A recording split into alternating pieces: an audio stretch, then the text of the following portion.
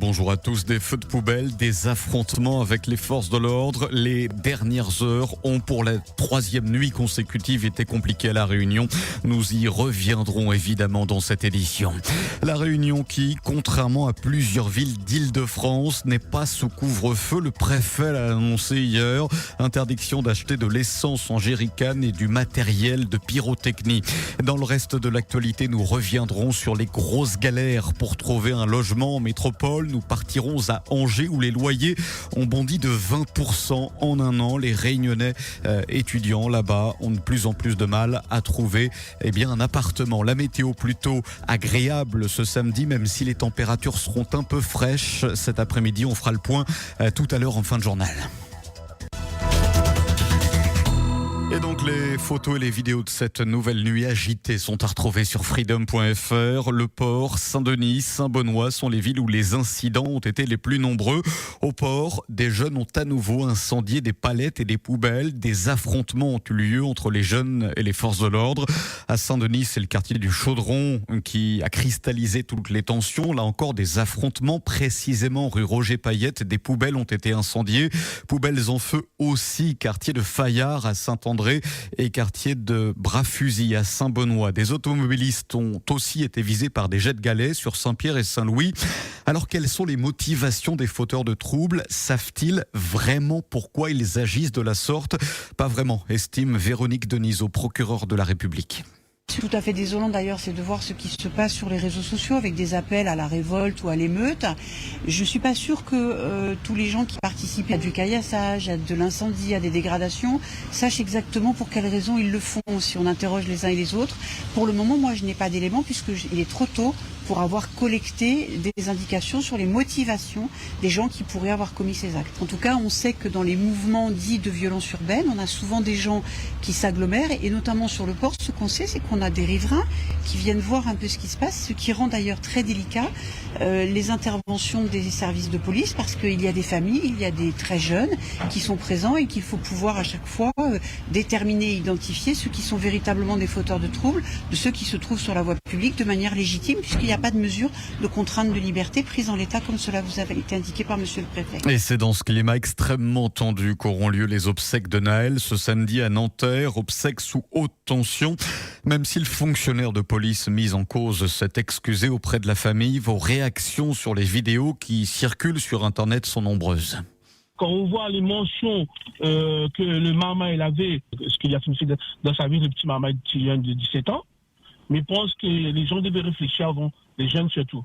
C'est vrai, ça n'excuse pas la mort d'un jeune, mais il a fait pas mal de choses dessus. Mais les parents, c'est les parents là-dedans, les parents, l'éducation des parents. Je suis désolé, un enfant de 17 ans avec une voiture. Je suis maman, moi ça me touche tout ça et c'est inadmissible parce que moi je dis, il est au volant, parce que je dis ce monsieur-là, ce jeune-là, qu'il y a des jeunes, plein de jeunes qui conduisent sans permis. Et ce jeune-là reste un enfant, comme pas innocent, mais un enfant. Les policiers, moi je juge pas, mais ils devraient au moins partir. C'était pas un saint et on est en train de faire de lui un genre de martyr il faut quand même remettre les choses à leur place. Il a pas été, il était quand même au volant d'une voiture à 17 ans, il n'a pas son permis, c'était un danger public. Il aurait pu très bien accidenter une autre voiture et puis causer la mort de d'autres personnes. Et puis, en même temps, ce policier, il n'est pas encore jugé. On ne sait pas vraiment ce qui s'est passé. Juste dire qu'un mineur reste un mineur. On a tous été mineurs. Moi, de ma part, j'ai fait des bêtises. En étant majeur, par la suite, je l'ai plus fait, heureusement. Tuer un mineur reste un mineur. Voilà. C'est juste le fait que ça soit un mineur. C'est juste ça. Regardez bien toutes les histoires qui s'est passées en métropole il y a quelques années, là, sur des mineurs toujours, ça s'embrasait automatiquement. Et on rappelle effectivement que ce qu'il se passe en ce moment nous fait nous souvenir de l'affaire Zied et Bouna, ces deux jeunes électrocutés dans un transformateur EDF. Cela avait déclenché en 2005 des émeutes urbaines pendant 2 semaines. On rappelle en tout cas que la nuit a été compliquée sur Saint-Denis, Le Port, Saint-Benoît, Saint-Pierre et Saint-Louis. On ne sait pas encore à l'heure qu'il est s'il y a eu des interpellations. Notez qu'en métropole, des magasins ont notamment été pillés à Marseille. veille. 471 personnes ont été arrêtées dans tout le territoire français. Vous pouvez continuer à réagir au 02 62 99 12 00. Dans le reste de l'actualité, notez que c'est aujourd'hui qu'entrent en vigueur les nouveaux prix des carburants. Des carburants en légère hausse pour le mois de juillet. Le sans-plomb passe d'1,63 € à 1,66 €. Le litre de gazole vous coûtait 1,26 € jusqu'à hier. Il s'affiche désormais à 1,29 €. Le prix de la bouteille de gaz, lui, ne change pas. Grâce aux aides du département et de la région, son tarif reste fixe à 15 €. N'oubliez pas ce rendez-vous demain en direct sur Freedom. Le championnat de régional 1, la 14e journée. Le choc à suivre sur notre antenne. La Saint-Pauloise face à la Saint-Pierroise au stade Paul-Julius Bénard. Rencontre à 16h. Parmi les autres affiches, le leader, l'Excelsior, se déplace à la Capricorne. Saint-Denis se rend à Trois-Bassins et la Jeanne d'Arc du Port ira du côté du stade Nelson Mandela de Sainte-Marie. Le chemin de croix, le parcours du combattant, la grosse galère pour trouver un logement à la rentrée en métropole. Nombreux sont les Réunionnais dans cette situation. Exemple ce matin avec une étudiante à Angers, ville où les loyers ont bondi de 20% depuis 2 ans. Elle ne trouve pas. L'une de ses proches, en dernier recours, a lancé un appel à l'aide en direct. J'ai ma petite fille de 21 ans, elle est partie faire 1 an d'études en Espagne. Et là, elle a eu tous ses examens et tout. Et là, elle est retournée en métropole, sur Angers. Elle trouve pas un petit appartement, un petit truc pour se loger, quoi. Et c'est très compliqué. Elle est inquiète et je voulais savoir s'il y a des gens d'Angers qui... Après, elle a sa bourse et tout, elle peut payer son petit loyer. Hein. Mais il y en a pas. C'est très dur. C'est pour ça que ce matin, j'ai téléphoné une dame de la séance sociale. Elle m'a dit, passez par Freedom, peut-être défendre. Et même par le coup, ça marche pas. Elle a essayé partout. Elle est inquiète parce qu'elle veut pas retourner. Elle veut continuer ses études, mais c'est pas évident pour le logement. S'il y a quelqu'un qui m'écoute, qui m'entend, ce serait super sympa. Freedom, il est 8h passé de 37 minutes. Vos coups de gueule toujours, cette fois-ci concernant le manque de dentistes à La Réunion. Celui de cette femme est décédé et manque de chance. Hier, elle a eu besoin d'une intervention en urgence. Malgré sa souffrance, aucun praticien n'a été disponible. J'ai fait plusieurs cabinets de dentistes, mais en fait, ils prennent pas de nouveaux patients. Le dentiste avec lequel j'étais, en fait, il est décédé.